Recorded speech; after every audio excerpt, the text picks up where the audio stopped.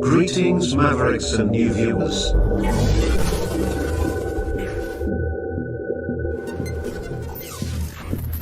Tonight, direct and live from the Maverick News Network World Studios. This is Maverick News with Rick Walker.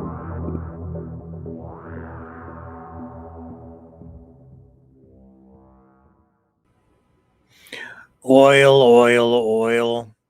Money.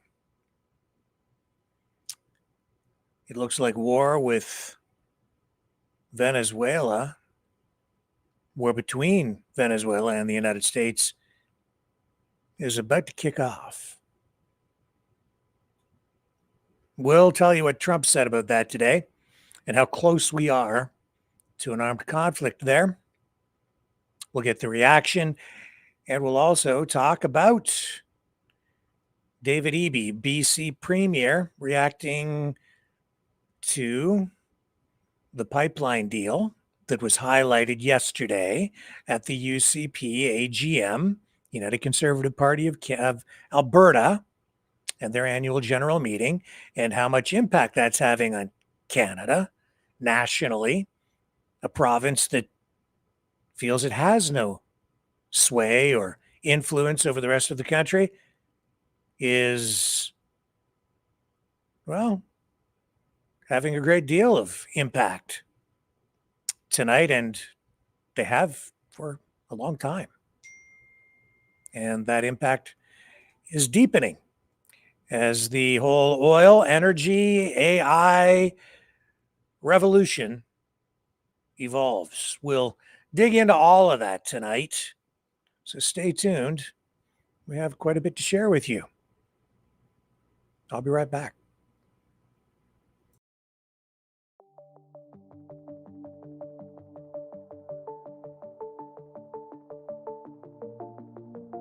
Greetings, brave Mavericks. Our quest for truth continues. We go beyond fake news. Together we expose propaganda. Together we pull others out of rabbit holes. We are Maverick thinkers. We are all unique individuals, defenders of individual rights and freedoms, credible, trusted, grounded in reality. Maverick News. Defending free speech. Donate at freedomreporters.com. Do it now. Tomorrow may be too late. Maverick News. The world is watching.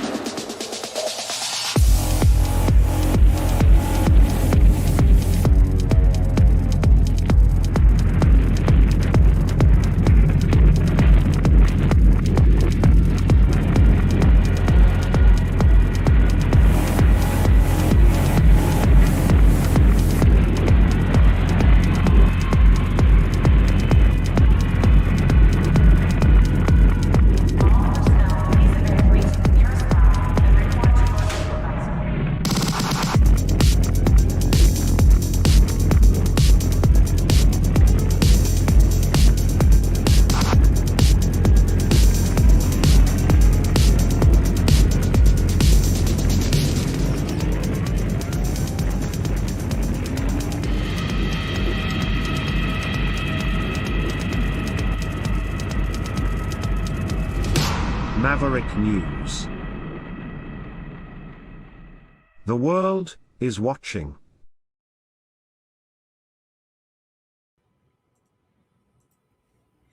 All right, let's start right off the top with this situation with Venezuela. Trump apparently has had a conversation, a phone conversation with President Maduro of Venezuela.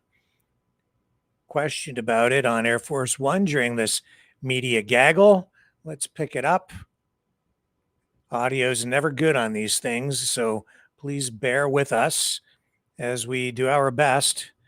Audio is cranked full, so I hope you can make the most of it. He says it was, well, he described it as a phone call. Here we go.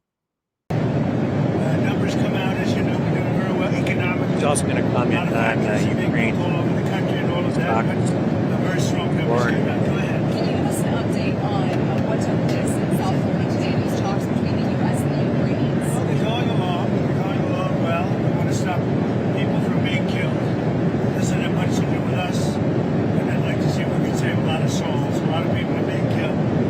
Last month we had 27,000 people killed in that ridiculous war that should have never happened. It would have never happened if it was. Have you spoken with Rubio and Whitcoff since then? I have, yeah. I've spoken to them. They're doing well. Ukraine's got some difficult little problems. Some difficult problems. But I think Russia would like to see it end, and I think I know Ukraine would like to see it end. You just said that Israel has a little bit of problems. Well, we have a corruption situation going on, which is not helpful. And is that impeding the peace talks? I said it was going on for 3 years, right? Didn't I say for 3 years I said it? So I was way ahead of schedule. But I think that there's a good chance we can make a deal. Mr. President, on Venezuela, can you tell us more about why the airspace above Venezuela should be considered closed? Because we consider Venezuela to be not a very friendly country. They send millions of people, really, and probably a number in excess of that. And a lot of those people shouldn't be in our country, from jails, from gangs, from drug dealers, from all of the people that came into our country shouldn't have been in our country, causing a lot of problems. Does your warning, And drugs. does your warning mean that an airstrike is imminent, or should we not read it that way? Don't read anything into it. The New York Times reported that you had a phone call with Maduro. Did you? I don't want to comment on it. The answer is yes. And can you tell us a little bit No, about I can't do that. Mr. Would you President, say it went well? I wouldn't say it went well or badly. you think so? Can we talk a little bit about the strikes and the controversy around Secretary of Defense Pete Hegseth? I don't know anything about it. He said he did not say that, and I believe him. So you don't know if there was You're talking about the two men? the second strike to kill the two men. He said he didn't do it. He said he never said Would it. you be okay with that if he did? He said he didn't do it, so I don't have to make that decision. What do you- Mr. You've made so clear how you want to keep drugs out of the U.S. Right. Can you explain more about why you would pardon a notorious drug trafficker, Well, I don't know who you're talking about. Which Juan one? Fernando Hernandez? Well, I was told, I was asked by Honduras, many of the people of Honduras, they said it was a Biden setup. I don't mean Biden, look, Biden didn't know he was alive, but it was the people that surround the Resolute desk, surround Biden when he was there, which was about very little time. And the people of Honduras really thought he was set up and it was a terrible thing. He was the president of the country, and they basically said he was a drug dealer because he was the president of the country. And they said it was a Biden administration setup. And I looked at the facts and I agreed with them. What evidence did you share that he was set up and that he wasn't? Well, you take a look. I mean, they could say that you take any country you want. If somebody sells drugs in that country, that doesn't mean you arrest the president and put him in jail for the rest of his life. Mr. President, can I just clarify, do you think the And that U.S. includes this country, okay? To be honest. I mean, if somebody does something wrong, you put the president of the country in jail. They said it was a Biden setup. It was a Biden administration setup. And you have a big race going on this week, next week. I think it's going to be a very important race. It'll be interesting to see Honduras. That's what you're talking about, right? Correct, yes. Yes, ma'am.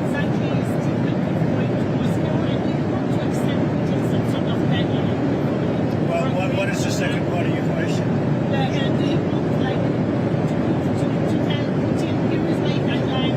No, I don't have a deadline. I have a deadline when the war is over. And hopefully the war is going to be over. 27,000 people killed last week. 27,000 over the last 3 or 4 weeks. 27,000 people killed. That war should end. President, just for clarity, if there, on the Venezuela boat strike, if there were a second strike that killed wounded people, even in the first strike, are you thinking that would be legal? You think Number that's one, illegal? I don't know that happened.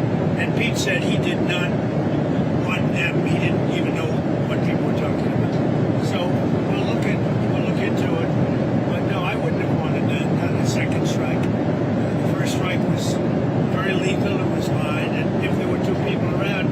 Pete said that didn't happen. Does that make you? I have great confidence. He's saying there's no second strike. I don't know. I'm going to find out about it. But Pete said he did not order the death of those two men. Do you have any concerns about how those boat strikes have been carried out at all? Very little, because you can see the boats, you can see the drugs in the boats, and each boat is responsible for killing 25,000 Americans. So, and they're doing an amazing job. And you know, we're getting, you just look at the numbers, the amount of drugs coming into our country by sea is infinitesimal compared to what it was just a few months ago. On immigration, And each boat, think of this, each boat on average is responsible for the death of 25,000 Americans. on immigration, your administration made a lot of moves throughout the last few days after we know that Afghan national is the suspected shooter of these National Guardsmen. People that shouldn't be in our country. That's right. So you announced that asylum. And that includes Somalians and it includes plenty of others. How long does your administration plan to pause asylum into the U.S.? I think a long time. Can you give any We kind don't of want time? them. We don't want those people. We have enough problems. We don't want those people. Is that a year, 2 years? No time limit. And then But it could be a long time. you said that. We don't want those people. Do you understand that? I understand. You understand that? I understand. Who are you with? I'm with News Nation. Okay, My News name's Nation. Linda. News Nation. Great. Thank Let you. me just say this. We don't want those people. Does that make sense? You know why we don't want them? Because many of them are no good and they shouldn't be in our What do country. you mean by those people? Can you The people clarify? from different countries that are not friendly to us and countries that are out of control themselves. Countries like Somalia that have virtually no government, no military, no police. All they do is go around killing each other. Then they come into our country and tell us how to run our country. We don't want them. What are you talking? How You many talking? countries roughly? You gotta talk up. She said how many How many countries? countries? Is there a list? Well, I guess we gave you 19, right? Okay. There's probably more than that. Is that what you mean when you mean third world countries? Those 19. No, I don't think they're all third world, but in many cases they are third world. They're not good countries. They're very crime-ridden countries. They're countries that don't do a good job. They're countries that don't register from the standpoint of success. And we frankly don't need their people coming into our country telling us what to do. And you talk about Now I'm talking about denaturalization. like Somalia, where you have a congressman goes around telling everybody about our Constitution, and yet she supposedly came into our country by marrying her brother. Well, if that's true, she shouldn't be a congressman, and we should throw her the hell out of our country. Off of that, in that same post, you mentioned Tim Walz, and you called him what many Americans do find inoffensive or retarded. Do you stand by that claim of calling Tim Walz retarded? Yeah, I think there's something wrong with it. Absolutely, sure. Because you don't You think have a problem with it? You know what? I think there's something wrong with it. Anybody that would do what he did, anybody that would allow those people into the state and pay billions of dollars out to Somalia. We give billions of dollars to Somalia. It's not even a country because it doesn't function like a country. It's got a name, but it doesn't function like a country. Yeah, there's something wrong with Walls. Mr. President, you said that you might denaturalize some American citizens. Can you talk You about mean people that are in here that shouldn't be here? that became Americans? Are you Well, trying to we'll see. revoke I their mean, yeah, we have criminals that came into our country and they were naturalized maybe through a fight with somebody that didn't know what they were doing. If I have the power to do it, I'm not sure that I do, but if I do, I would denaturalize absolutely. What do you mean by Dan, you have a question? Yeah. What do you mean by reverse migration? It means get people out that are in our country, get them out of here. I want to get them out. We got a lot of people in our country that shouldn't be here, and they came in through Biden, and he was the worst president in the history of our country. But the single biggest thing he did was allow millions of people into our country that shouldn't be here. Drug dealers, prisons were opened up and allowed to come into our country. You take a look at the people that were allowed to come into our country. We're paying a big price for it, and we will for years to come, including the recent killer of two wonderful National Guards people. And I'll tell you what, that animal should not have been allowed to come into our country. Thank you very much, everybody. Thank you. Have you spoken to the Andrew Walz family? Can you give us an update on I have spoken to both families. Well, I mean, I can give you an update. They're devastated. Does that make sense to you? They're devastated. Can you give us an update on Andrew Walz? Well, as you know, the one is no longer with us. And is fighting for his life. And his parents are unbelievably great people, highly religious people, and they're praying, and they want everybody to pray for Andrew. And he has a chance to make it, but he is, his mother and father, they were so unbelievable. They were so positive. From West Virginia, great state. I spoke with Sarah's parents, too, and the only thing I can say, they were devastated. Do you plan They to can't bring even believe it. It's absolutely devastating to lose your children. Do you plan to bring the Beck troops to the White House? Yeah, I do. I've already suggested it. I said, when you're ready, 'cause that's a tough thing, come to the White House. We're going to honor Sarah. And likewise with Andrew, recover or not, we're going to honor him. I do have one more question about Witkoff, because you mentioned, and this was asked previously, can you tell us what day Witkoff is going to meet with Putin? And then on that, is that meeting... Sometime next week.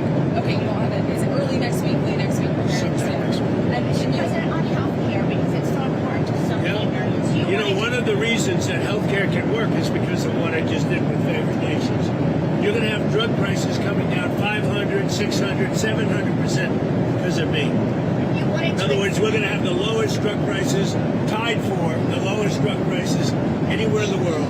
It's called favored nations, and you don't talk about it. It's probably the biggest thing to happen in medicine in the last 100 years, and it can have a huge impact, positive impact on pricing for healthcare. Are you any closer on Fed? What about extending on picking a new Fed chair? Are you any closer on that right now? I know who I'm going to pick. Kevin Hassan. I'm telling you, we'll be announcing it. Thank you very much, everybody. Thank you, Mr. President. This is a rocky flight. We're going to get out of here before something happens. They asked about my MRI. MRIs are very... Governor Walz asked you to release the MRI records. Will you tell us what it was Governor for? Walz, you mean the incompetent governor? So if they want to release it, it's okay with me to release it. It's perfect. What was the reason they were It's like my phone call where I got impeached. It's absolutely perfect. So if you want to hear about it, or if you want to release it, you want to have it released. Yes, News Nation, failing News Nation. No, sir, not failing. News Nation is doing lousy, by the way. But if you want to have it released, I'll release it. Please, can you tell us what they were looking at? For what, releasing? No. What part of your body was the MRI looking I at? have no idea. It was just an MRI. What part of the body? It wasn't the brain, because I took a cognitive test and I aced it. I got a perfect mark, which you would be incapable of doing. Goodbye, everybody. Thank you, too. Mr. President. Thank you, Mr. President. Thank you so much.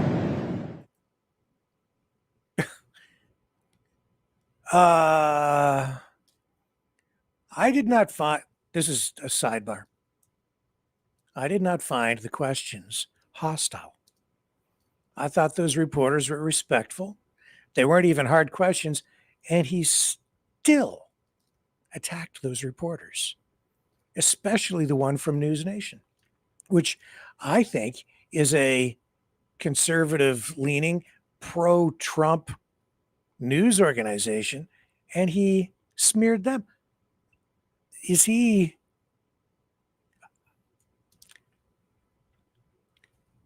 Whatever.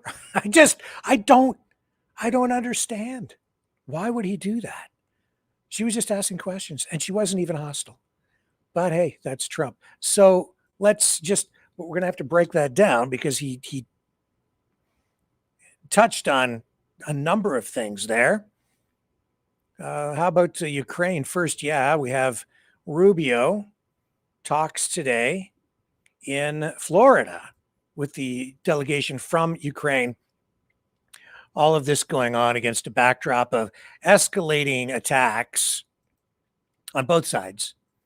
But we've seen, oh my goodness, how many drones? Was it 5 or almost 600, I think, drones that Russia launched against Kyiv? A lot of damage, people killed, including children, overnight, massive devastation, many civilian targets hit, very demoralizing for people. And yet the Ukrainians still resilient, still in the mix, still fighting. I see propaganda, both sides ramping up, especially on the Russian side, frankly. I've seen in the last 48 hours more stories about Ukrainian desertions, Ukrainian Ukraine being backed into a corner with not enough manpower, the same kind of things that we've been hearing from the very beginning of the war, but just amplified right now. And it is just at a point where you just don't know what to believe. I do know that Ukraine has also been launching attacks in the Black Sea and against Russian shadow fleet oil tankers, and that has been very successful. You're seeing more attacks against energy infrastructure on both sides, with Ukraine now continuing strikes inside Russia, which is putting pressure on Putin. It is having an impact on the Russian economy. To measure the depth, the scale, the true impact of all of this on either side, very difficult in the fog of war, the fog of the information war. And really today, few details really released by Marco Rubio or anyone, frankly, after the talks today between the Ukraine delegation and the Secretary of State and his team.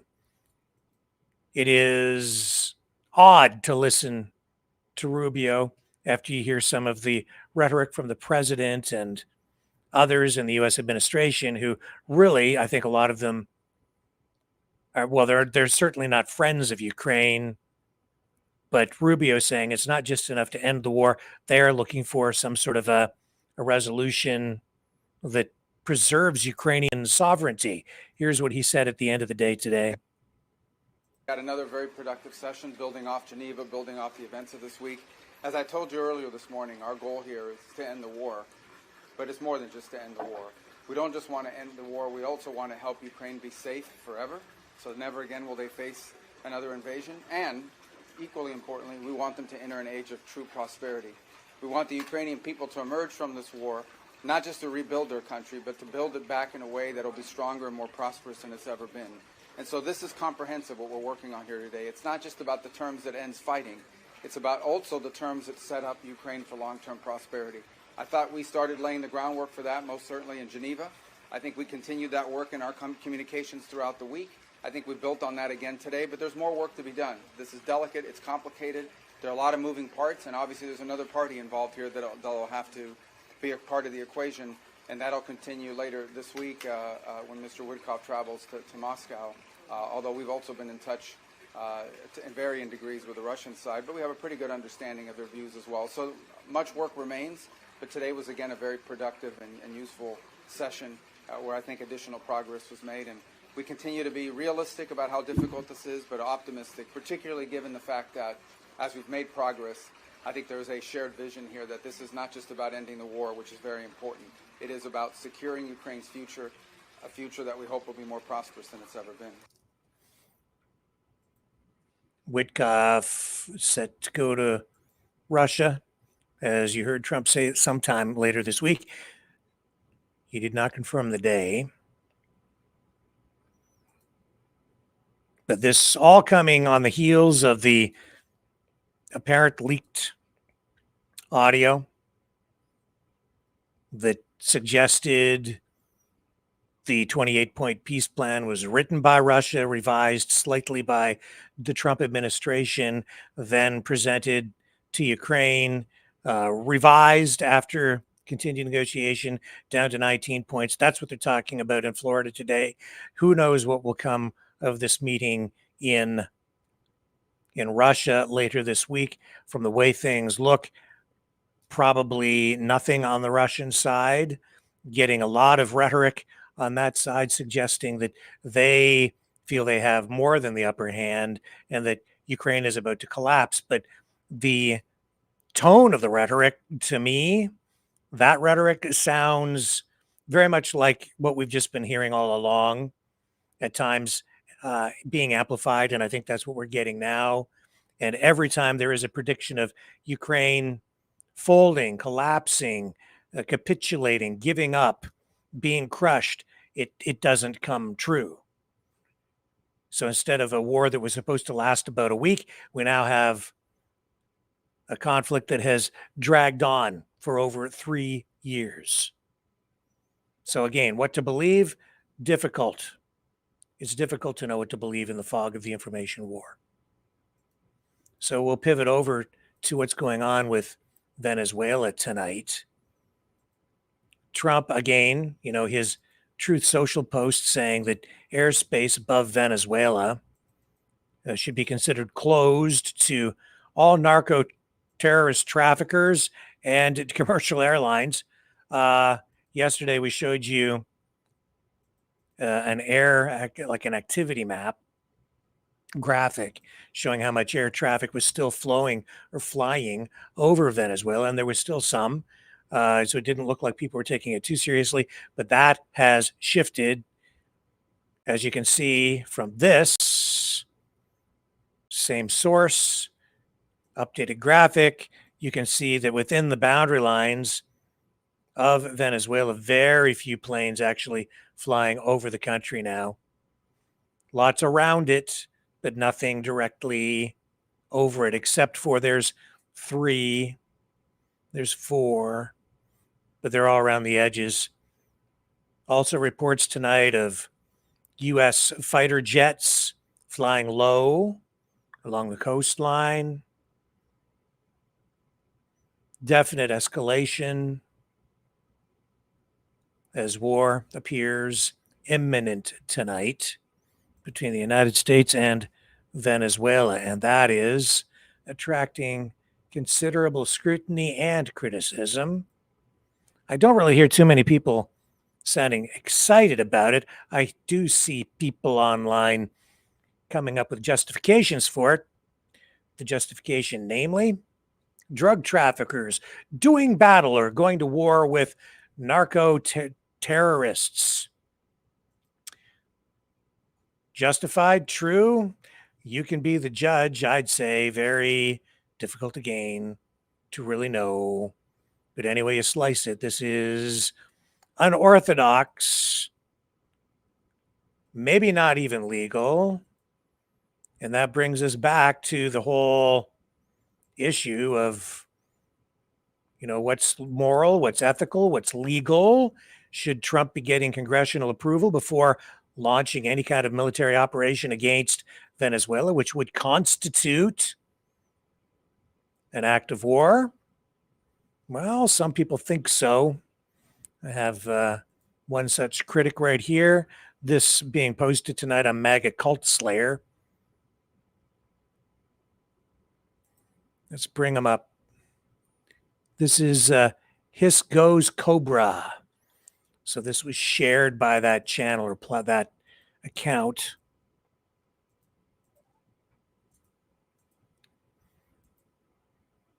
And here we go. And roll. Well, America, you ready to be at war with Venezuela? Because that's what you got. Donald Trump just announced that he's closed the airspace over that country. And because, 1, that's a violation of their sovereignty. And number 2, because it's being enforced with our military, it constitutes an act of war. So that's where we're at. No congressional oversight, no declaration of war. It's based upon a foundation of lies from saying TDA was a gang connected to Maduro that was wreaking havoc in America, to saying he's a narco trafficker and responsible for drugs coming into the U.S., when in fact he supplies those drugs to Europe. And on top of all that, he just let the former president of Honduras, who brought 400 tons into this country, facing 45 years in prison. He pardoned him. He doesn't give a shit about drugs. So we're starting a war. Don't know why. Nobody knows what's going on. It's going to go bad because if you look at the trajectory into it, it's the worst we've had in modern history. So buckle up. Are you worried? Are you ready? Are you set to buckle up? Why would Trump be doing this? And why would he use the same justification against Maduro, drug trafficking, that was leveled against the leader of Honduras, and yet end up pardoning the leader of Honduras while still going after Maduro. I thought about it. What's the difference? Well, a couple of things. One, the leader of Honduras, Juan Hernandez, former president between 2014 and 2022, he's basically, or was ideologically, a conservative leader, prominent member of the center-right National Party of Honduras, which was known for its right-wing policies. But what is Maduro? Well, communist, far left. What's Trump doing? He's gone to war. Generally speaking, there is a global war, even at this point, against liberalism, socialism, communism, even though you're seeing a convergence of communism with fascism to create this neo-populism that Trump is embracing. But Maduro represents, in his rhetoric, communism / socialism, and the pro-war, pro-Venezuela, the hawks within the MAGA circles have always targeted Maduro and even Mexico as being too left, too socialist, too communist.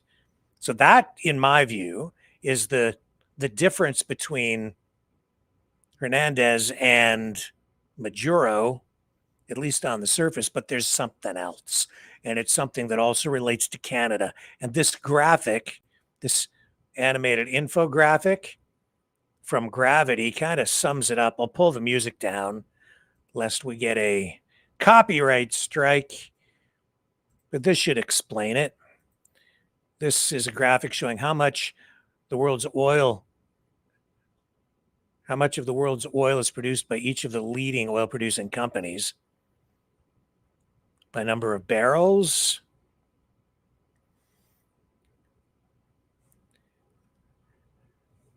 And this just Kazakhstan, China, Nigeria. Keep going.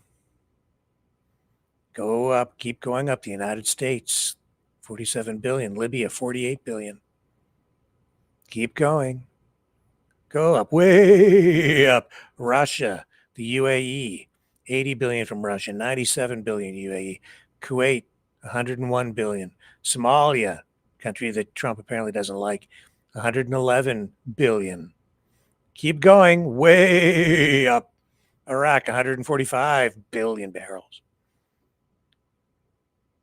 Keep going, stretch way up. Canada, 170 billion. Keep going. Reach. Iran, 208 billion. Keep going. Keep going. Saudi Arabia, 258 billion. And keep on rocking all the way to the top, 303 billion barrels. Does that help maybe put things into perspective a little bit? Why the interest in Venezuela? Is it really about the drugs? Why the interest in Canada, Kazakhstan? Is it really about the drugs? Is it really about fentanyl? Is that why? What was it? Here it is right here. Is that why now when you go to the post office and if you send a package from Canada to the United States, you have to go online and fill out a thing called the Zonos Declaration because of the Trump tariffs? Is that why? Because of fentanyl? Because that's what it says online. I'm sure it doesn't have anything to do with the situation out there in Alberta.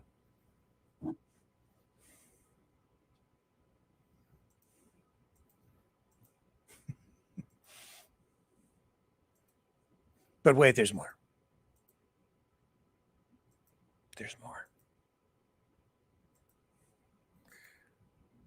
we have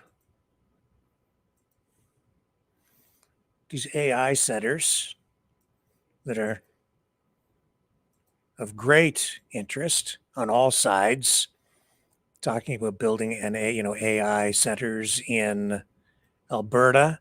It's all about energy, man, because those artificial intelligence data centers will be like giant energy sponges. Everybody knows it. That's why Mark Carney was out in Alberta making the deal on the pipeline out to the West Coast through BC, whether Eby likes it or not, the premier there. That's why he was talking about other sources of energy for Alberta, including modular nuclear reactors, which will be needed if you're going to run these AI centers. And that's why Elon Musk in this clip echoes what I've been saying here for the last while, that it is actually energy that is the currency, the money of the future, as represented through digital currencies like Bitcoin or decentralized forms of currency, digital currencies, because you're turning basically energy into digital money. But the actual true value and the actual money that's trading, in a sense, is actually the energy, the oil, which is sort of what we've had since the 1970s, and the United States dollar, the world reserve currency, being tied to the value of oil. Hence the description of the US dollar as the petrodollar. Well, that's being converted into digital currency, and even currencies like the Canadian and US dollars, like the actual, even physical money, it has been digitized, whether you realize it or not. We do have digital currency now. That's what happens every time you use your debit card or your credit card and you swipe. It's just numbers and computers. Bitcoin's just an extension, an evolution of that.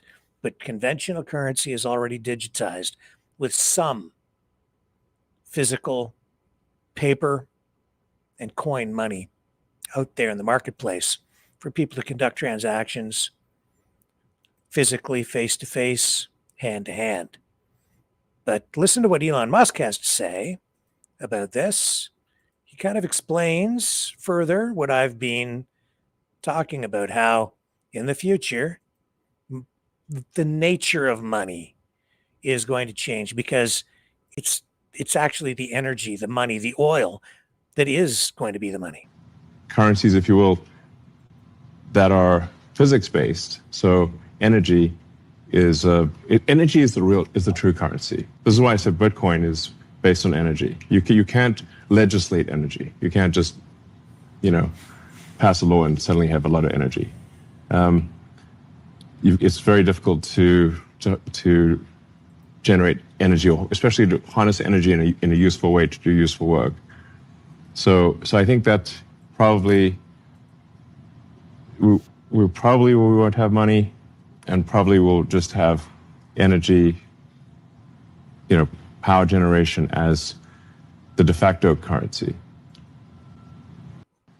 Currencies, if you will. Let me pull that down. So it's a I hope that helps you understand. It's a difficult concept. Money itself is kind of an abstract thing,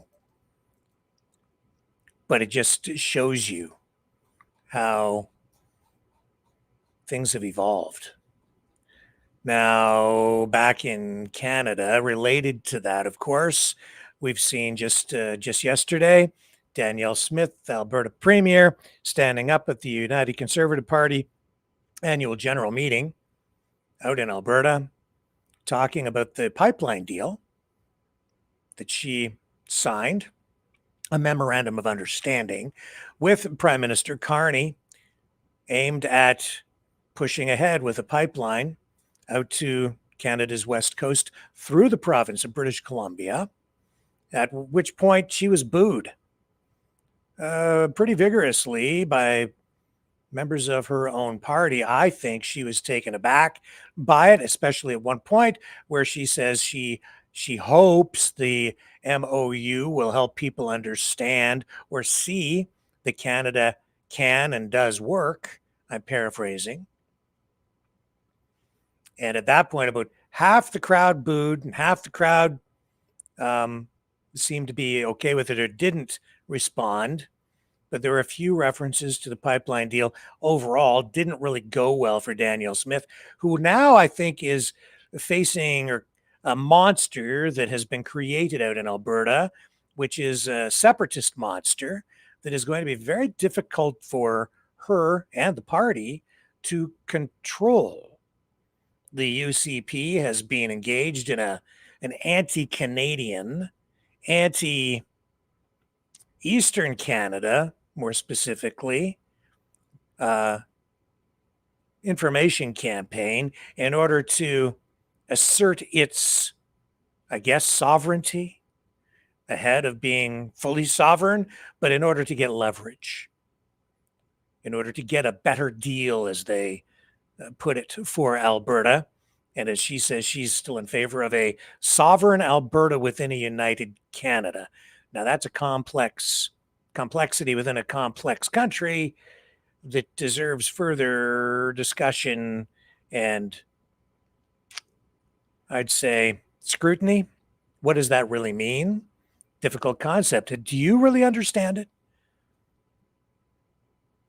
I'm sure we'll dig into it more in the days ahead, but as a result of all that, it is, it's creating shockwaves politically within Canada. Can Canada even survive as a country because of this? Coming from a province that apparently carries no political weight and can't influence anything. The activities alone out there that have surrounded the separatist movement threaten to destroy the very country that apparently gives the province no weight. Not true, you see. Alberta is very important. So is British Columbia, which has been opposed to a pipeline, largely, a new one coming through British Columbia. Premier of Alberta saying there's already a pipeline out there. It's not at full capacity. They should make better use of that before they build a new one. He's also digging his heels in on the tanker ban on certain areas of the coastal line of British Columbia. And David Eby, he says that he is now, because he's kind of see that over the weekend and yesterday in particular, there's this really complex political situation that has developed, and it has put pressure on BC. And he's now saying that he's open to discussing a new oil pipeline through BC, as long as the federal ban on oil tankers along BC's north coast remains firmly in place. He was on CTV's Question Period television program, interview program, not Question Period in the House of Commons, but he was on CTV's Question Period today. And Eby told the host, Vasi Kapelos, the tanker ban is the foundational social license for tens of billions in investment in British Columbia. He said keeping the ban would dramatically lower tensions with coastal First Nations and could open the door to creative solutions, as he put it, on increased export capacity. So under the MOU, or Memorandum of Understanding, Alberta has committed to negotiate a new industrial carbon price with a floor of $130 per ton by April of 2026. In return, Ottawa has agreed to suspend clean electricity rules in Alberta, scrap the planned oil and gas emissions cap, and, if needed, grant an exemption to the 2019 tanker ban for a new Pacific pipeline. But Carney, the Prime Minister, Mark Carney, for our American viewers or others who maybe are not aware of who our new prime minister is, stressed any new pipeline would only move ahead if a private sector company steps forward. Eby is calling lifting the North Coast tanker ban a grave mistake and is warning of severe economic damage should a spill occur. And he pointed out that BC has already offered to help Alberta by supporting a 40% capacity increase on the existing Trans Mountain pipeline, with extra volume as possible as early as next year, even though, in his words, he said, we fought that pipeline pretty hard with gritted teeth. Let's go over to the clip now of Eby on CTV's Question Period, this happening today.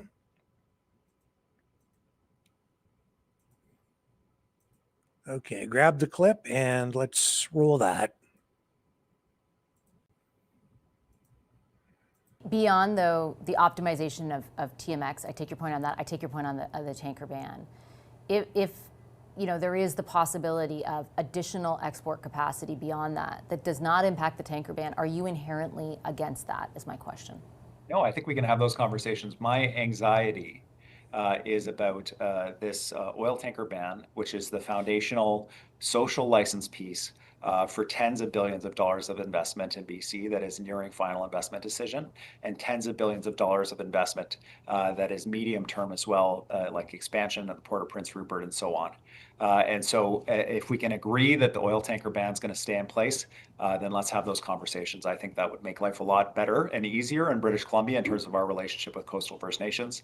And we definitely take down the temperature and maybe enable some creative solutions. I'd love to talk about refining. We're buying oil and gas from the United States right now. Let's refine some of that Alberta bitumen and use it in cars in British Columbia. Lots of people still driving gas cars, myself included. And why don't we do projects that add value to Canadian resources and get a net win for everybody out of that? You sound, I hope you don't mind me saying, you sound less angry than you did the previous few times that we spoke about this prior to the MOU. Is there a reason for that? Well, look, if the federal government is going to impose this on British Columbia, they're going to impose it on British Columbia. We've been down that road. I don't think it's beneficial to be fighting. The piece that does, Vashi, if you're looking for Premier Eby agitated, I'm not looking for it. I'm just curious. I promise. Well, no, of course not. But the Nutrien decision gets me agitated because instead of Premier Scott Moe calling me up, engaging with me about this huge billion-dollar decision about whether to ship potash out of British Columbia or out of Washington State. He was engaging with Danielle Smith on this non-existent pipeline project. I didn't hear from the federal government about the Nutrien decision. I had no idea that there was even a prospect that this company would consider putting themselves in the hands of Donald Trump to have tariffs or ban of potash being shipped out of Washington State. And they made the decision, apparently, to ship out of Washington State instead of out of British Columbia. We should have been talking about their concerns about clogged up rail lines and access to the port. We should have been front of the line advocating with Saskatchewan, with the federal government for resources around rail to deal with that. But instead, it was a huge amount of energy went into this non-existent pipeline project. And my worry is we're taking our eyes off the prize. What is the prize? I think it depends on who you talk to.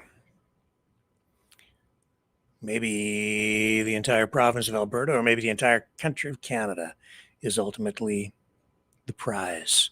A tanker ban with an oil pipeline, it doesn't seem like it's compatible. What I think Eby is saying here is that the tanker ban is targeted at certain parts of the BC coast, and they can still get oil to market to Asian markets by having it ship out from certain ports, not ports along the north coast.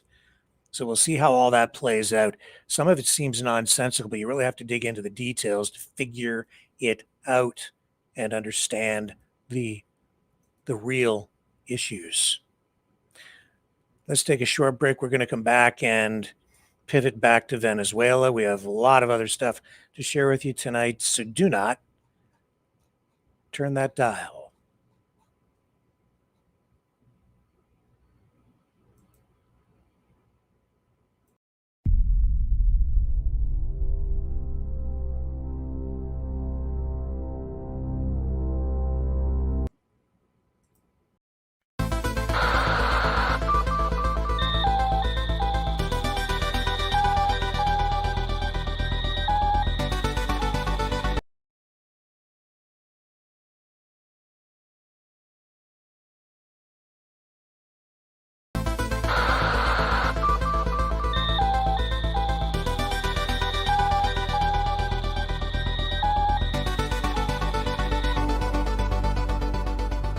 Maverick News isn't just a news outlet, it's a community of truth seekers.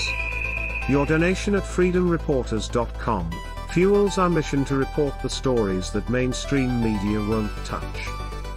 Thank you, Maverick family.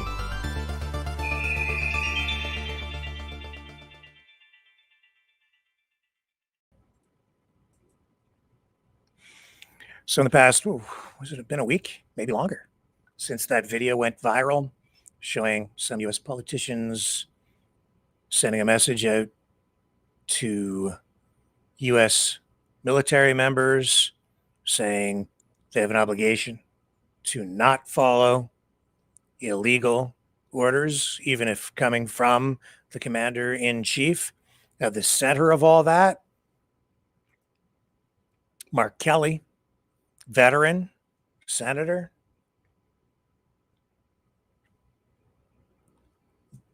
one-time space shuttle pilot. Is he patriotic? Does he still hold allegiance to the United States of America? Trump wants Kelly and others maybe executed because of that video. There he is on Meet the Press today. Process improvement is important.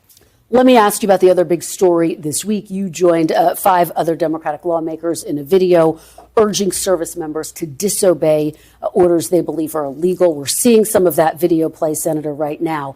In response, the Pentagon has opened an investigation into military laws. It says that you may have violated. The FBI is reportedly launching its own probe. Now, Defense Secretary Pete Hegseth has personally threatened to recall you to active duty so that you can be court-martialed. Secretary Hegseth adding your video, quote, intentionally undercut good order and discipline. Did it? I said something very simple and non-controversial. And Donald Trump said I should be hanged, executed, prosecuted. Pete Hegseth said I should be court-martialed. I mean, how ridiculous is this? We say follow the law, and this is their response. These are not serious people. And Kristen, this is meant to just intimidate us. We're sticking up for the Constitution here and the rule of law, and they're saying these folks should be executed for doing that. I mean, Pete Hegseth is not a serious person. He's unqualified for this job. Should have never been put in this job. I did not vote for him. I think he is the least qualified Secretary of Defense in the history of our country by far. And you can see this by how he has done this job over the last 6 months. And this president thinks he can bully and intimidate people, and he's not gonna stop me from speaking out and holding him accountable for the things that he does that are wrong and unlawful. Do you plan to cooperate with any investigation, including a potential court-martial? Well, just like saying that we should be hanged, executed, that's about intimidation. Sending the FBI after us, that's further intimidation. I'll follow the law, but I'm not going to be intimidated. I'm not going to be bullied, especially by Donald Trump and Pete Hegseth. Let me ask you about the substance of this video and your message in it. What specific orders do you believe President Trump made that you consider unlawful? Well, so this is looking forward, but let me give you a pass, an outline of things that he has said. In 2016, he said that the U.S. military will follow his illegal orders. He said something on a debate stage and was reminded that would be illegal. And he said the military will not refuse his orders, regardless of whether they're legal or not. He also talked about shooting protesters in the legs. How un-American, how unconstitutional is that? Fortunately, there was a Secretary of Defense that has stopped this. He's also talked about sending troops into U.S. cities to use those cities and people for training. I mean, we're concerned because of this president with this Secretary of Defense that we could have a significant problem. So this was a simple message, follow the law, and it was looking forward. Well, and let me talk to you about some of what's happening right now. The Washington Post reporting that Secretary Hegseth gave an order to kill everybody on one of those suspected drug boats during the first strike in September. Are you calling for U.S. service members to actively disobey orders like those? Well, if orders are illegal, Not only do they not have to follow them, they are legally required not to follow them. Do you think that constitutes an illegal I think order? there needs to be an investigation, and I hope that the reporting is not accurate. I care so much about the United States Navy and those service members. This was an operation involving the most professional members of the military, U.S. Navy SEALs, who I revere. I hope and pray that this is not true. But there needs to be an investigation by the Inspector General. Pete Hegseth fired many of the inspectors general in DOD. But who's ever left needs to investigate it. We're going to investigate it. I sit on the Armed Services Committee. We're going to have an investigation. We're going to have a public hearing. We're going to put these folks under oath, and we're going to find out what happened, and then there needs to be accountability. Let me ask you, you referenced this. You were a pilot yourself. You flew 39 combat missions over Iraq and Kuwait. You're asking officers in the field to make really tough calls about the legality of what they are being asked to do. So I want to put the question to you. If you were still in uniform, if you received an order to strike suspected drug boats overseas and kill everybody on board, would you refuse that order in real time? Well, let me start by saying I've sunk 2 boats, 2 ships. I sunk an OSA-2 missile patrol boat in Kuwait Harbor. I sunk a Polnokny troop carrier in the Persian Gulf during the first Gulf War. Never once did I question whether those orders were legal or illegal. People can tell the difference, should be able to tell the difference between something that is unlawful and something that is lawful. And if I was ever given an unlawful order, I would refuse. If you have time, you can certainly go to the judge, advocate generals, the lawyers, and have a discussion about it. If you don't have time, you just say simply, I'm not going to do that. That's against the law. It puts a lot of burden on the troops to make a decision in real time. It puts a tremendous amount of burden on officers in the military, but that is their responsibility, and they can figure out, a reasonable person can tell something that is legal and something that is illegal. So would you refuse these specific orders to strike drug boats if you were still in uniform? Well, the difference between the initial strike and what is being reported, as a second strike, and those things are different. I think this administration has tied themselves in knots, the explanations that we have received on how this is all legal. And I was saying weeks ago, my concern is with the service members, that we're going to put these individuals in a really, really tough decision, in a tough place. And they may find out, down the road that they did something that is illegal. It is not fair to them. That's why we need presidents and Secretary of Defense who understand the Constitution, who understand the rule of law, and have more respect for the Constitution and the country and service members than the whims of a president. All right, Senator Mark Kelly, thank you so much for being here in person. This is not going away. It's another festering issue. If you go back and the thing is, it's like, who's going to do anything about it?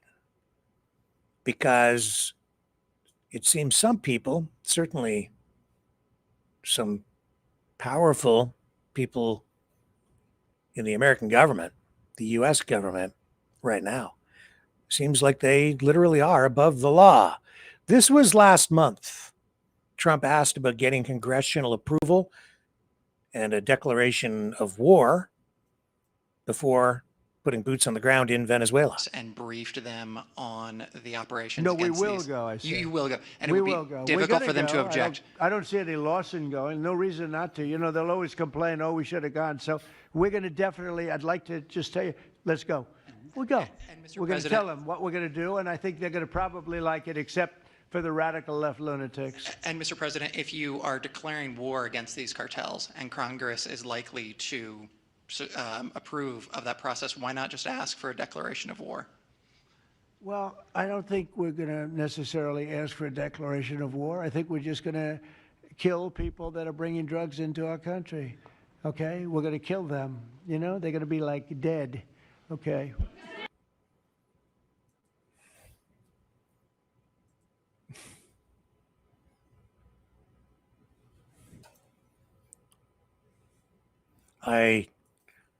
I let the comments stand. I don't need to say anything. Except I will advance the conversation by saying even what Hegseth may have done, if indeed he did order the survivors killed, even if held accountable, even if found guilty of a war crime, I guarantee you that the president will just pardon him. She says, back no, to the issue of oil, or the complicating factor of oil. Here's Maria Elvira Salazar saying Venezuela is on the brink of a major political break, claiming change is imminent within days, and saying that the largest reserves of oil in the world will be doing business with America. President. She says, no, you cannot run. Politically speaking, according to this law, that other law. Instead, you had corruption charges. Whatever. And then she says, okay, no problem. I'm not running as president. Let me put this nice gentleman in Mundo Gonzalez. How long before this happens? What is your prediction? Before Christmas? Imminent, because we're on the verge. You're saying within days we're going to see something happen. Because this is what we did with Iran, that we gave ample notice to their commercial airlines. Do not overfly the Venezuela. That's exactly what the president has done. And now this is not going to be hard. 80% of the Venezuelans voted for the opposition. You have 8 million Venezuelans in exile. We're talking about the largest reserves of oil in the world that will be doing business with the American oil companies. And that is something that I have made very sure that they understand. American companies in Venezuela for the next 100 years. All right. Well, you heard it. It's imminent in just days. Congresswoman Maria Salazar. Thank God for small favors and for President Trump.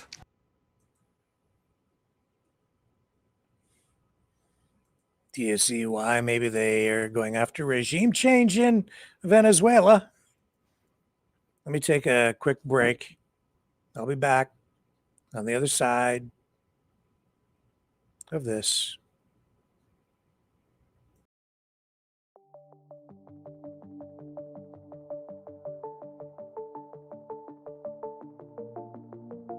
Greetings, brave Mavericks. Our quest for truth continues. We go beyond fake news. Together we expose propaganda. Together we pull others out of rabbit holes. We are maverick thinkers. We are all unique individuals. Defenders of individual rights and freedoms. Credible. Trusted. Grounded in reality. Maverick News. Maverick News. Defending free speech. Free speech. Donate at freedomreporters.com. Do it now. Tomorrow may be too late. Maverick News. The world is watching.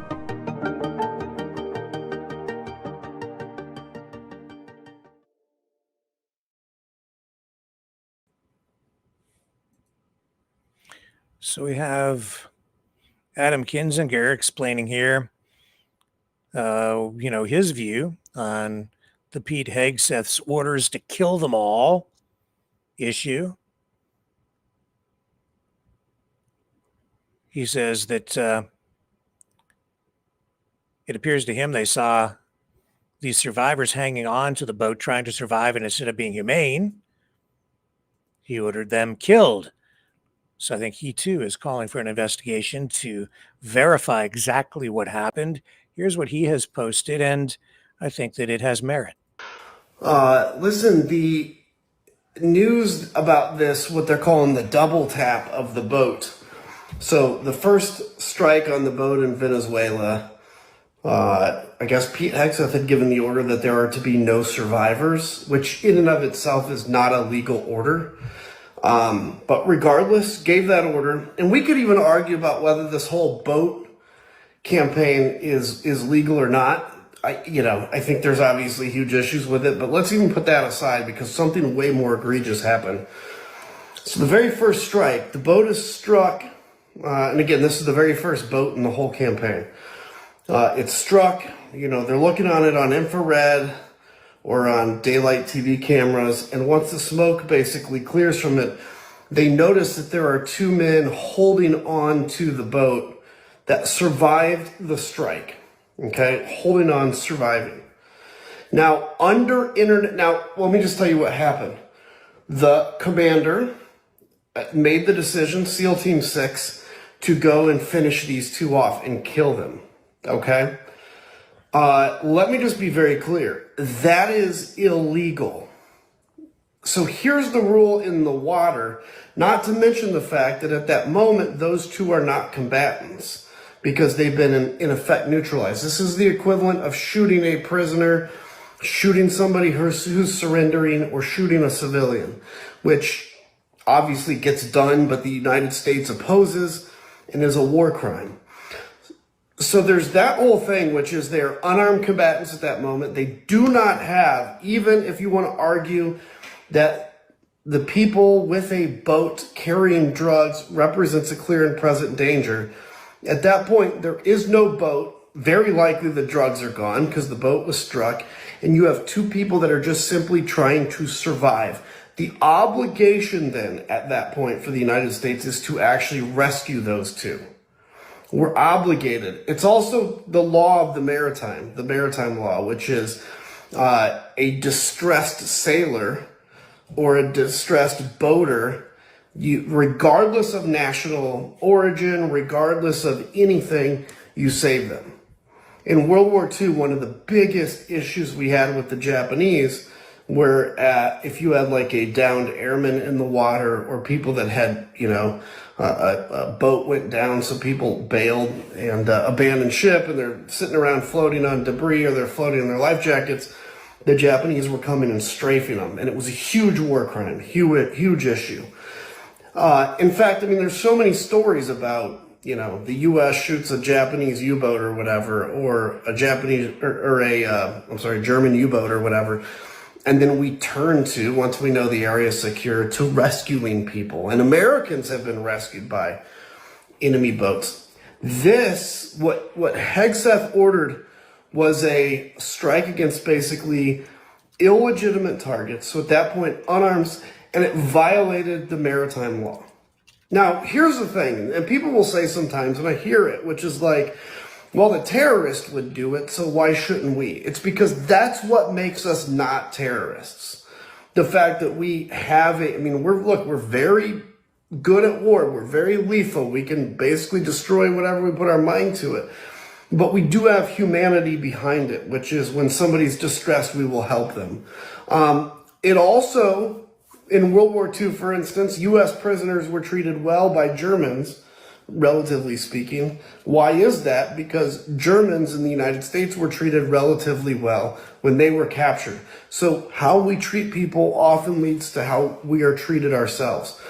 So not only is Hegseth, I think, very liable for a potential war crime here, so is the commander that ordered this second strike, because this gets into that realm of illegal orders and when you should resist an illegal order, particularly if you're in a command position. That commander absolutely should have known better. So there's going to be a lot more information that comes out on this, but this looks like a pure and simple war crime. Unfortunately. And it looks like a war crime that was blessed from the highest levels.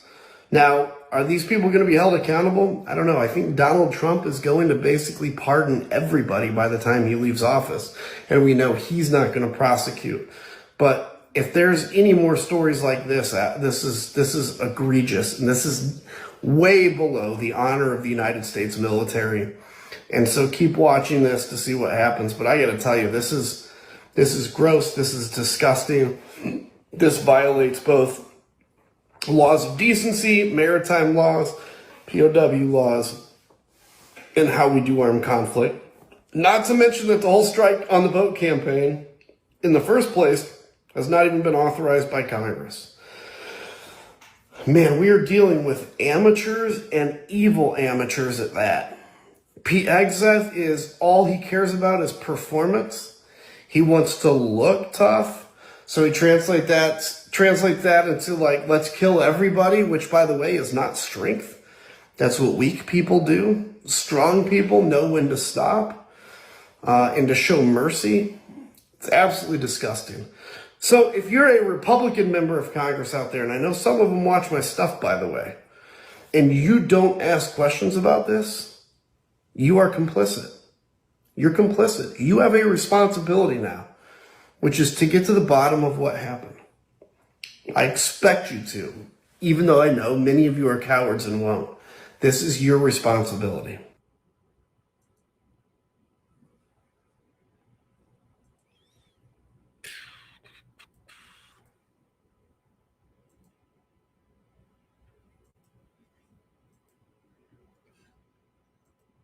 Wow. So let me just pause, regroup, come back. We're going to talk about this crazy, terrible, tragic shooting out in California.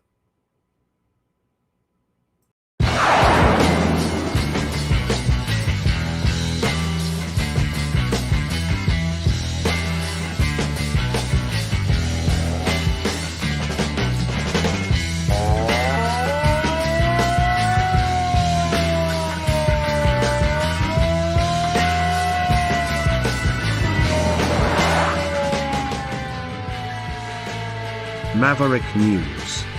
Fighting for freedom. Okay, we're back.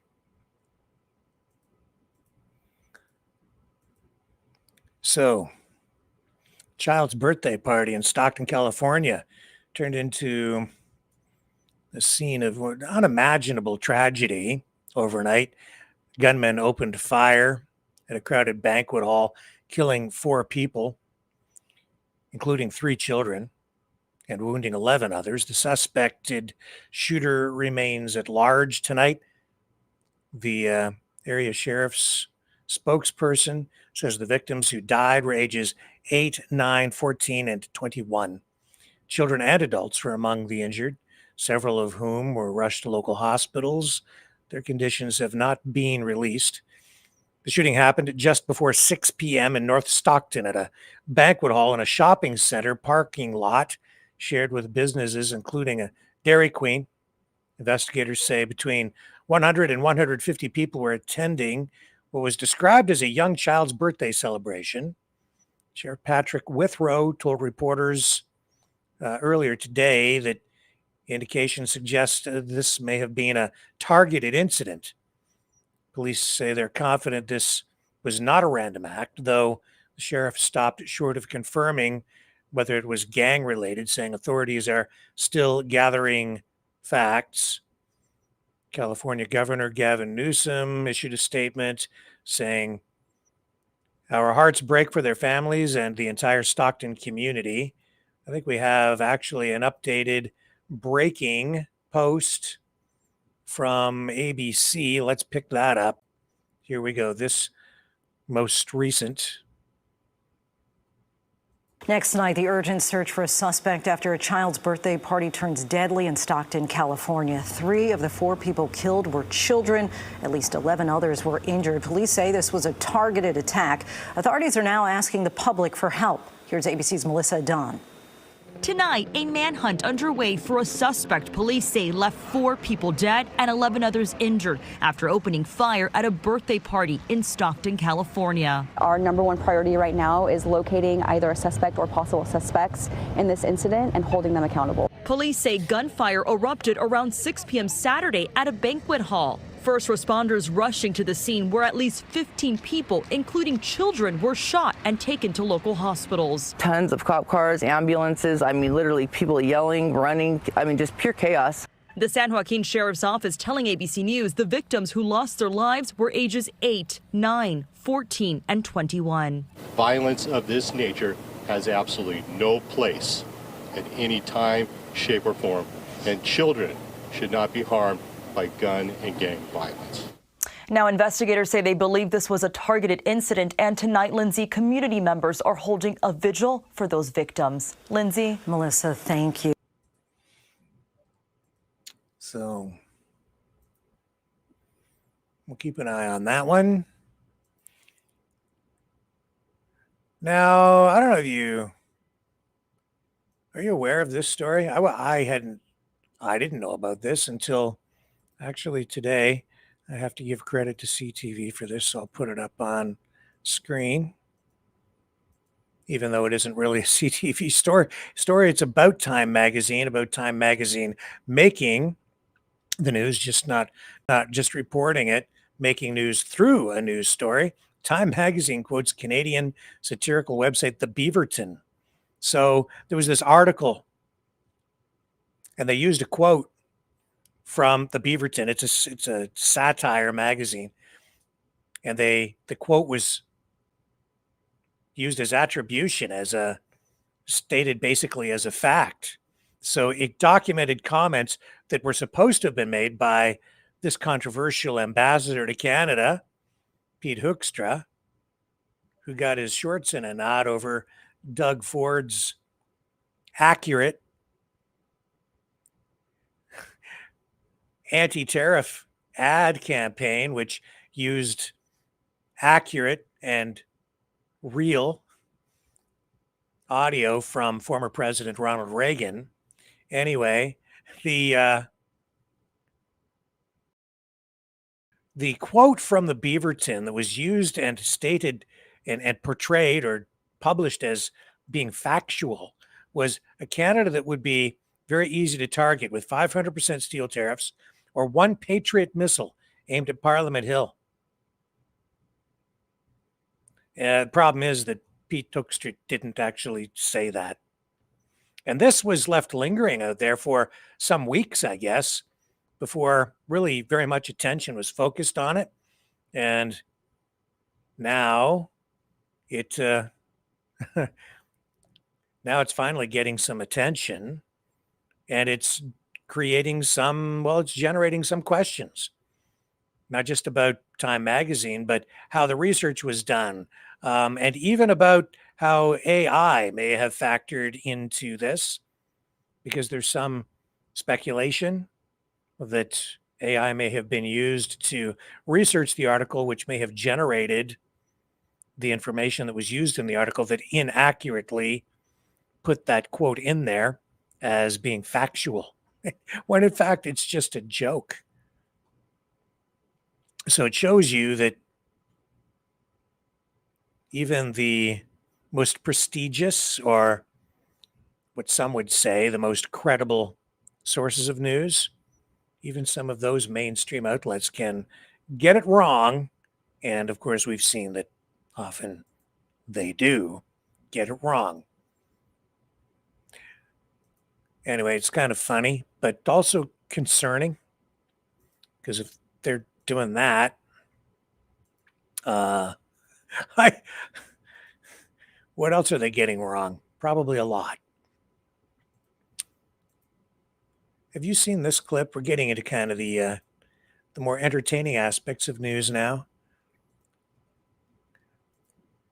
I've got this clip of Laura Loomer that has resurfaced. It's making the rounds online. Let me see if I can. Here, I've got it here.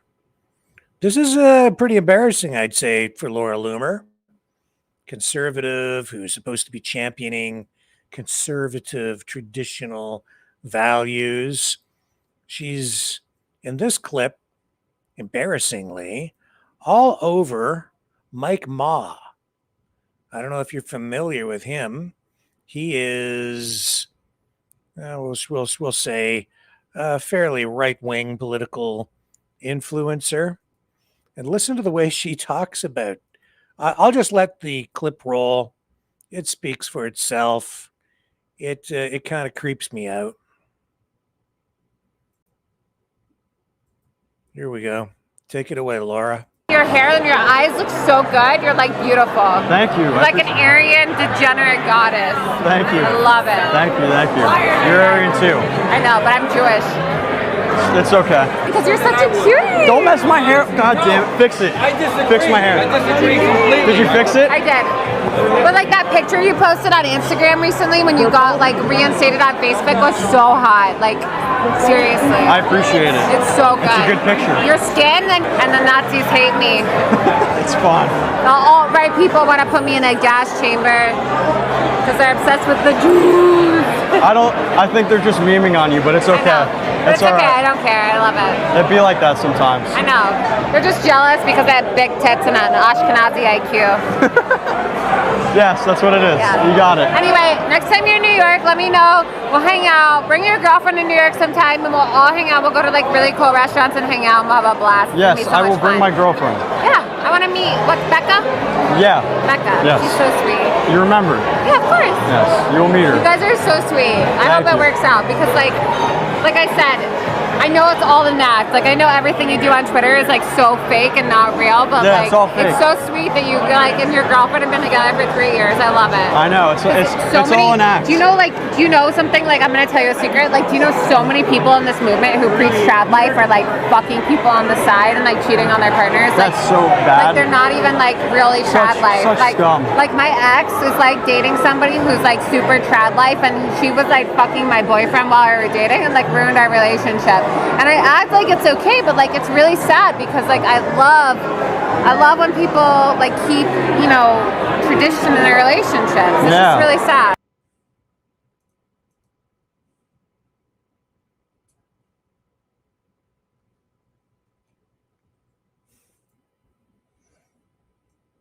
I shouldn't have that. Yeah.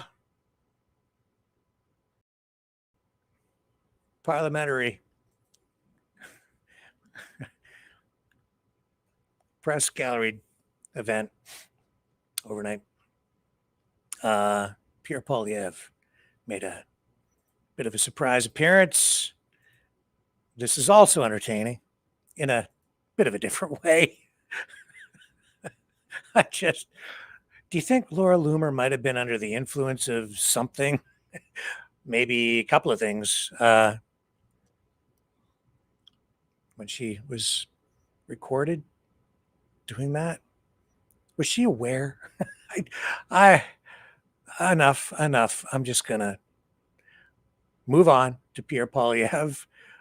So he's at this press gallery event, and there's an impersonator. Anyway, I'll let this roll too. I don't know if you've seen it.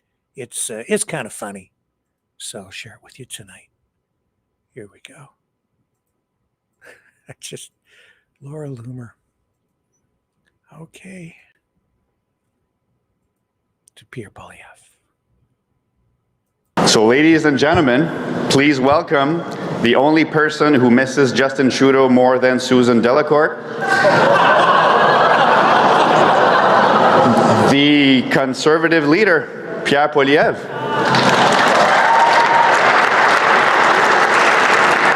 Hello, everyone. Yes. Yes, hello. Yes, hello, everybody. Yes. Excellent. Excellent. Yes. Yes. Thank you. Yes. Thank you. Thank you, everybody. Yes. Yes. Thank you. Thank you. Yes, yes. Very nice, very nice. Good evening, gentlemen and biological clocks. I am Conservative leader and star of This Hour Has 22 Minutes, Pierre Poilievre. I'm sorry I'm late. I just came in from my riding in Bubble River. Sorry, I wrote that down weird. Baby butter crop top. It doesn't matter. I know it. I know it. I know it. Okay? I'm not really sure where I will be sitting yet. It doesn't matter. I'll just take that guy's chair. It'll be fine. I'll just take a chair. Okay, so I've written down a few things that I would like to say. Oops, sorry. That's the ballot from my last election. Yeah. I'm on here somewhere. I don't know. And this makes it really hard to vote. Wow. Well, I gotta say, yes. So, you guys remember when I lost for a minute and didn't have a job in politics? I felt like I was 15 again. Yeah, I didn't know what to do as a regular man, right? I didn't know I was allowed to date an astronaut. My new campaign manager, Steve Outhouse, don't laugh, it's a regular name, everybody has it, it's very common. It's very, very common. He says that I have to be more likable.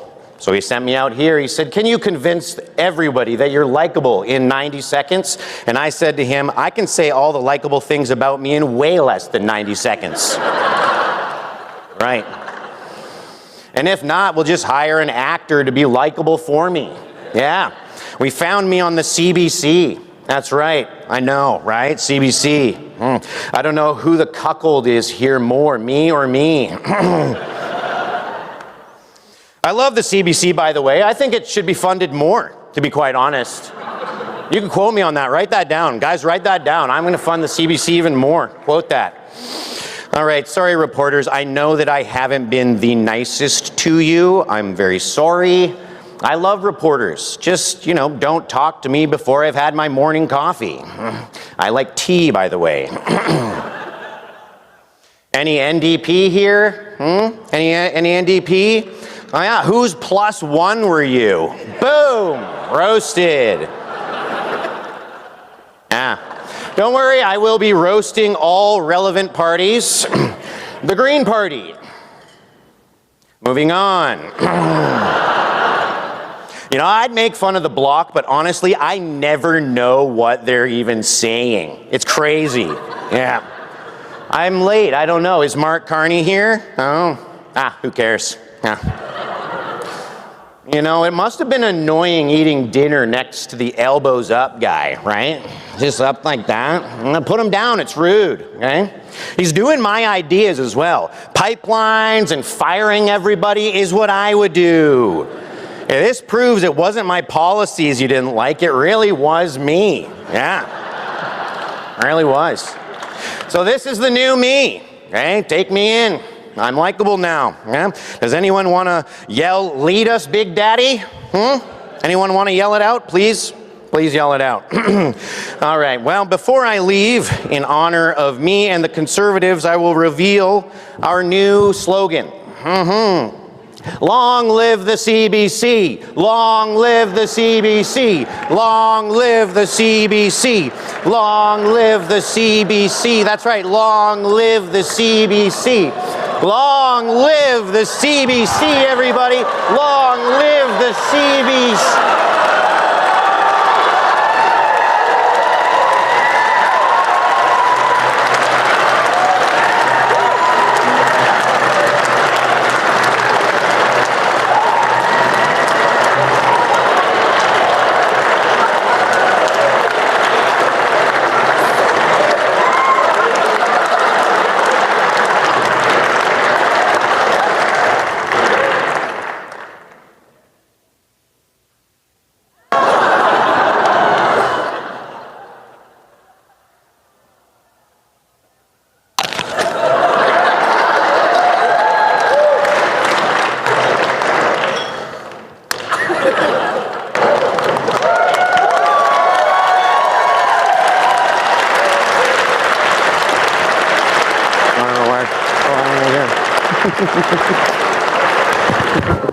Une grande tournée d'applaudissements pour la version Timu de moi. A big round of applause for the Timu version of me, everybody.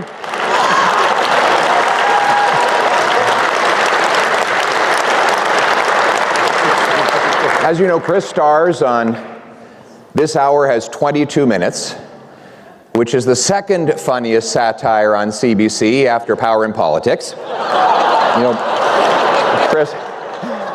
Chris is actually the most expensive comedian at the CBC, and in fact the most expensive in the entire world if you measure on a cost per laugh basis. Now, just to be clear, to all the CBC staff who are gathered here today, Don't believe what you hear. And by the way, when I speak of CBC staff, I'm not just talking about the PMO comm shop. I'm talking about all of you. I never said I was going to shut down the CBC. I said I was going to defund it, which means that we can find some creative funding methods to keep it going. Like maybe they could move their head office to a Caribbean tax haven so that Brookfield could pay for it. The company might have some spare office space above that bicycle shop in Bermuda. Or another revenue source would be for David Cochrane to start charging for the water he carries for the Liberal Party. The third way is for me to donate royalties. And I'm announcing that I will do that today. Royalties for all those who copy me, imitate me, or steal my ideas. I think Mark Carney is here today. He wanted to have an impersonator of his own, but then he discovered that Mr. Burns is a cartoon. But who's ready to axe the tax? Build the homes. Oh, wait a sec here. They gave me my speech for the January Conservative Convention. Geez, there's got to be some content in here I can use. Down with the out-of-touch elites. Oh, wrong crowd. I know. No more greasy lobbyists. Oh, that's not going to work either. Fire the overpaid consultants. Oh, I see Regan Watts is here tonight, so that's not going to work. All right. I guess we're going to have to settle for some more boring three-word verb-to-noun slogans like eat the food, drink the booze, fake the laughs. But it wasn't just the slogans that people criticized about my last campaign.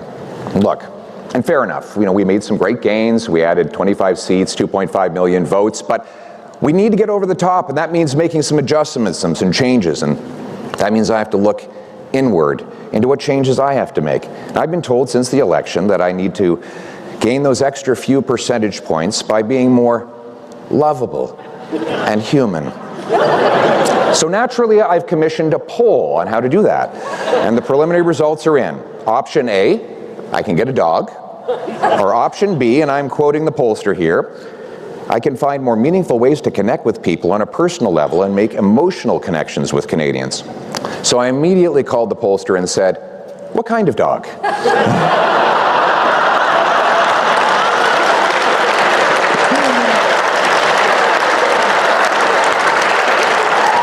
Now, clearly, we Conservatives do need to be a lot more pleasant.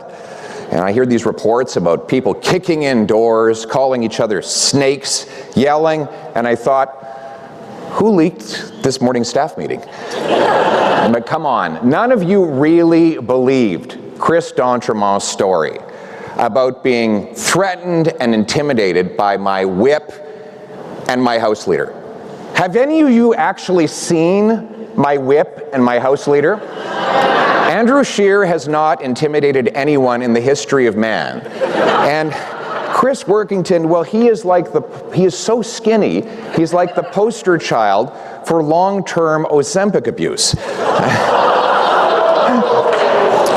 But the whole thing has us all thinking about caucus management. I think that Stephen Guilbeault would actually agree that this is very important. I hear that the NDP actually rejected having Guilbeault join their caucus. What an ego blow.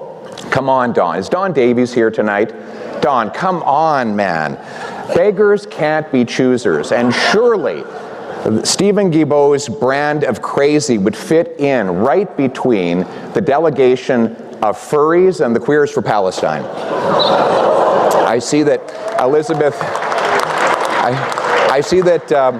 Elizabeth May's here, and that's great, but I have to say I get a little nervous around Elizabeth because she's a hugger, and of course, I'm allergic to feelings.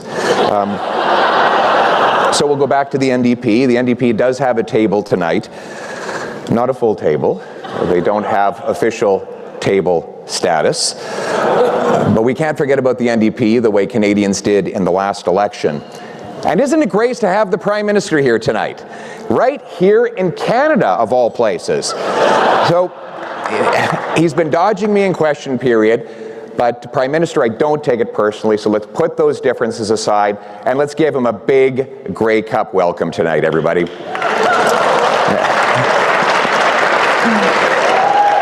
Well, that was a little bit more kind and gentle than in Winnipeg, where he got more booze than Elizabeth Bay's liquor cabinet. An economist, Mr. May is, Mr. Carney, of course, is an economist, and economists deal with incentives. And I understand he promised that the media outlet that gave him the biggest applause would get the biggest bailout tonight. But he is right about one thing. Canada does face an existential crisis and threats against our sovereignty from a foreign leader. Let's take a look at what we're dealing with here. We're dealing with a very tough guy who's staring us down and facing us with a number of very big threats. So all of us have to come together and get on message. But the trouble, Prime Minister, is I'm having a difficulty finding out what the latest slogan is. And you know how much I love slogans. And we're all wondering how you went from elbows up to who cares? And we're told that the answer is that the big change happened when the president threatened you that if you didn't back down, then he would grab you by the pipeline. It certainly has been a busy time for the Prime Minister in international travel, checking on his investments, trade negotiations.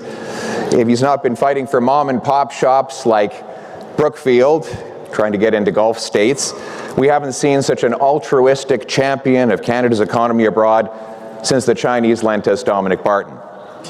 But the Prime Minister can't do this work all on his own. Dominic LeBlanc can't do it all for him either. I think Dominic now has more portfolios than any minister in Canadian history. I think he's just added heritage to it. Prime Minister, give Dominic a break. Please let him focus on the thing that is most passionate in his life, like giving contracts to his closest family members. Now, parlons maintenant de la nation québécoise.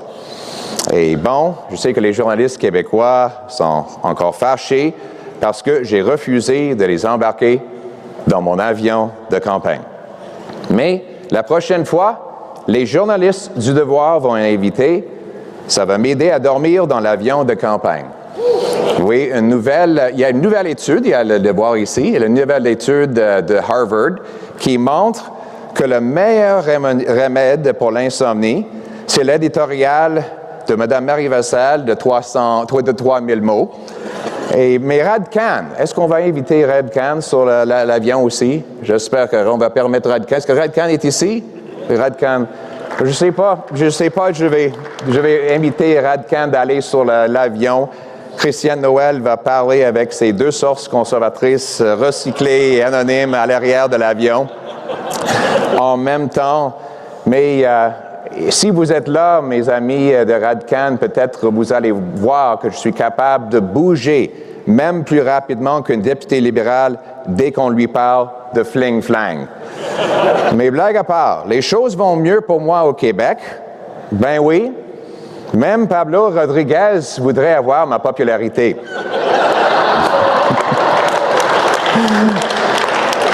Mais je sais que vous autres l'aimez. C'est un gars qui est très sympathique. Il a une belle coupe de cheveux et il cuisine bien. En passant, on me dit qu'il cuisine des très bons brownies. Now, before I take my seat and grimace my way through the rest of the evening, let me say I can't wait to be Prime Minister so that I never have to come back to this God-forsaken event. As you know, I've banned all of my MPs from coming to this event.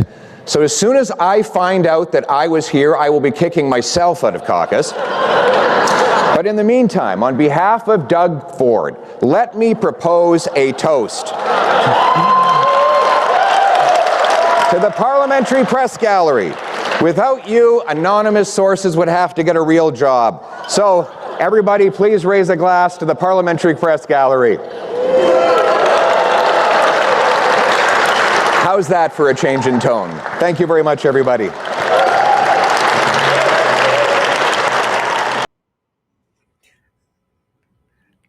Little comic relief to wrap up tonight's program from Conservative leader Pierre Poilievre And I have to say this concludes tonight's broadcast, and I'm not sure when I'll be back. I may not be here tomorrow. I may not be here the next day. I may be. I may not be. I have to take care of some family things. So I don't know when I'm going to be back. Depends on how things go. And all I can say is keep your radar up. Keep those antennae airborne. I'll be back at some point. Probably not tomorrow. Probably not the next day. Maybe later in the week. I just don't know. But hopefully, when I do resurface, you guys are still here. Thanks for hanging in there with me tonight. I'll see you on the flip side when I return.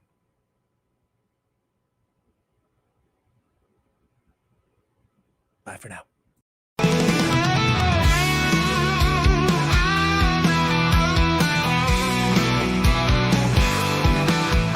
I heard old Cosmo howling last night up on the hill where the moon shines so bright.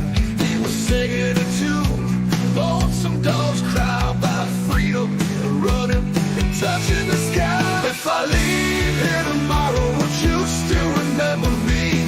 Cosmo's free, running wild, wild as the wind can be. He's a free dog, he's a free dog, he's a free dog. Cosmo's got them paws that just itch to roam. He's chasing his dreams, he's far from home. With a heart full of love and a spirit so free, he's living his life wild and carefree. If I leave here tomorrow, would you still remember me? Cosmo's free, running wild, wild as the wind can be. He's a free dog, he's a free dog, he's a free dog. He's got the stars in his eyes, the wind in his fur, a tail that wags like it's never heard of a blur. Cosmo's on a journey, he's got no chains. He's running through fields, breaking all the lanes.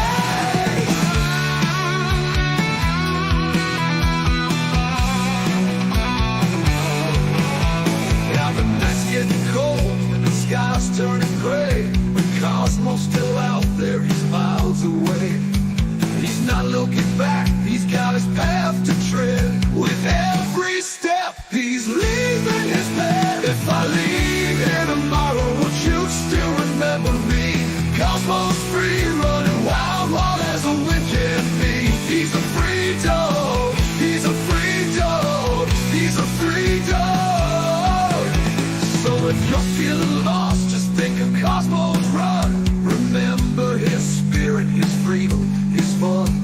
And maybe one day, when you're feeling low, you'll find your own freedom and let your spirit go. If I leave here tomorrow, would you still remember me? Cosmo's free, running wild, wild as the wind can be. He's a free dog, he's a free dog, he's a free dog.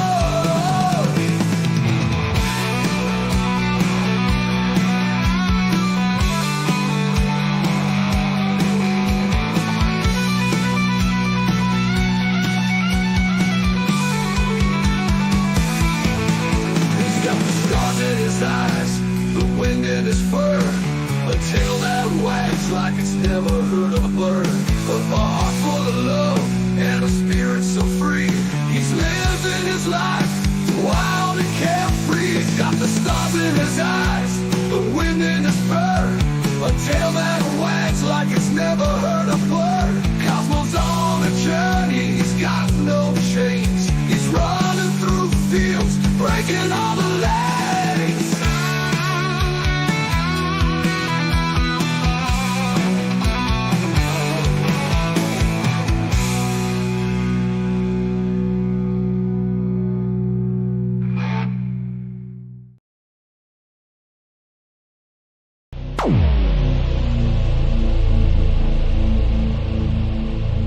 This has been a Maverick Multimedia production.